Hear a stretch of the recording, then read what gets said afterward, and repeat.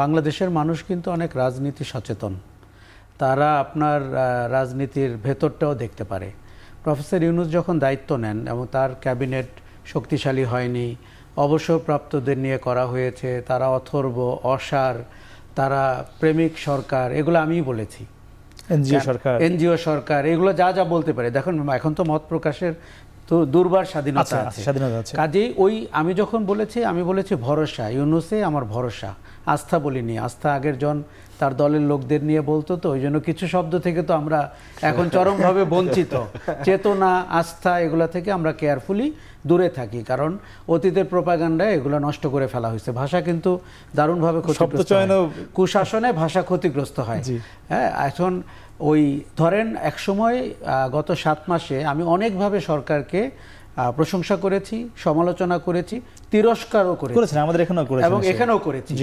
আমরা দেখতে পেয়েছি যে সরকারটিতে সমন্বিত কোনো ব্যাপার আমরা ঘটতে দেখিনি।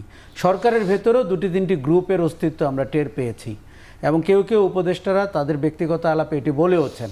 আর আমরা যেভাবে এককাট্টা হয়ে সরকারটিকে পলাতকদের ব্যাপারে আচরণ করতে দেখতে চেয়েছিলাম, সেটি আমরা করতে দেখিনি। হয়তো সরকারটি অনেকটা ভদ্র মানুষের সরকার, সুশীল সরকার, এই কারণে হয়েছে। কিন্তু গত 1-1.5 মাসে আমরা প্রফেসর ইউনূসকে দেখতে পেয়েছি যে একজন বিশ্বের চিন্তক থেকে একজন সরকার প্রধান বা রাষ্ট্রনায়ক হয়ে ওঠার যে প্রবণতাগুলো, সেগুলো তার মধ্যে ফুটে উঠতে শুরু করেছে। সেখানে তার পরিষদবর্গ কিন্তু এখনও আগের মতোই পাস মার্ক পেতে খুব সংকটে আছে। কিন্তু উনি যেটা করেছেন, ধরেন আপনি যখন 7 সিস্টার নিয়ে কথা বলবেন, সেটি যদি চায়নাতে গিয়ে বলেন, তার যে ভূরাজনৈতিক গুরুত্ব এটি উনি বুঝতে পেরেছেন এবং সেটি করেছেন। নরেন্দ্র মোদী তার সাথে সাক্ষাৎ করতে চাচ্ছিলেন না, কিন্তু যেই মুহূর্তে আপনি 7 সিস্টার নিয়ে চায়নাতে আলাপ করেছেন, তখনই উনি সাক্ষাৎকারের সময় দিয়ে দিয়েছেন। এই যে কৌশলগত সিদ্ধান্তগুলো, এটি তাকে অন্য উচ্চতায় নিয়ে গেছে।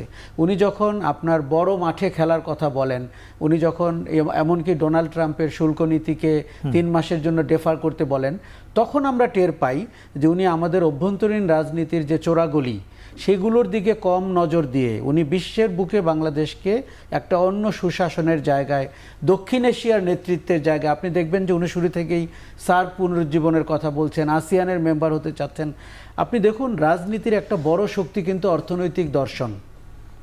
আপনি কি করে এমপ্লয়মেন্ট দিবেন, কি করে বিনিয়োগ আনবেন, কি করে আপনি অর্থনীতির ইন্ডিকেটরগুলোকে ভালো করবেন, এই জায়গাগুলোকে আমরা দেখতে পাচ্ছি যে রাজনৈতিক সরকারের চেয়ে ব্যক্তি ইউনূসকে আমরা দেখতে পাচ্ছি যে অনেক বেশি অন্য উচ্চতায় বাংলাদেশকে নিয়ে যাওয়ার একটি স্বপ্ন দেখছেন। দেখুন, আমরা রাজনৈতিক সরকারের পক্ষের, গণতান্ত্রিক শাসনের পক্ষে, কিন্তু তার দুর্বলতাগুলো কিন্তু আমরা বলতেই হবে। সেই দুর্বলতা হচ্ছে আপনি দলকে তুষ্ট করতে গিয়ে, দলীয় কর্মী এবং সোকল নেতৃত্বকে তুষ্ট করতে গিয়ে আপনি কিন্তু সুশাসনের পথে হাঁটতে পারেন না। সেটি আজকে যারা ক্ষমতায় যাওয়ার কথা ভাবছে এবং ভাবছে যে আওয়ামী লীগ খারাপ ছিল, তাদের ক্ষেত্রে আমরা অতীতে ঘটতে দেখেছি। আমার আশঙ্কা আগামীতেও ঘটতে দেখব।